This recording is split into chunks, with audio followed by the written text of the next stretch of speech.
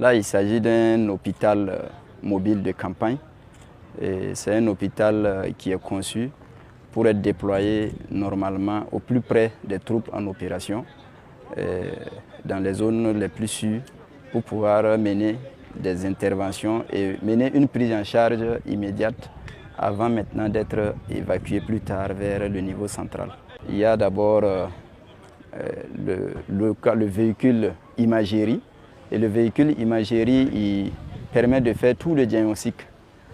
Et le diagnostic en passant par le scanner, par la radiographie et par le laboratoire.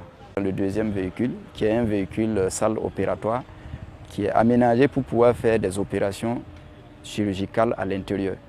Il est bien aménagé pour cela, il est assez spacieux et il permet de faire la stérilisation. Et il est équipé aussi d'un frigo banque de sang qui permet de stocker le sang et d'amener sur le terrain pour faire le travail. Et il sert également dans les grandes manifestations d'envergure nationale. C'est bien que cet hôpital soit déployé en mesure de prendre en charge immédiatement des blessés qui pourraient survenir au cours des manifestations. L'autre avantage, c'est que le scanner est de 32 barrettes, ce qui permet, ça donne l'autorité au gouvernement de pouvoir, par exemple, soutenir un hôpital dont le scanner est en panne. Le véhicule peut se déplacer n'importe où, rejoindre l'hôpital ou le CHR, aller stationner là-bas pendant quelques jours ou quelques semaines, les aider à faire les examens de scanner jusqu'à ce que leur scanner soit réparé et il peut replier à tout moment.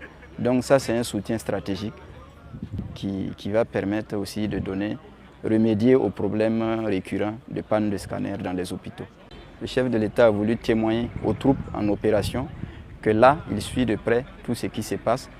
Et le souci, c'est de pouvoir, à travers ce geste, permettre à l'équipe de santé d'être au plus près des hommes en opération et de faire des prises en charge pour leur permettre d'avoir le moral et continuer les opérations. C'est quand on est blessé et on sait que sur le champ, on sera pris en charge dans les heures qui suivent.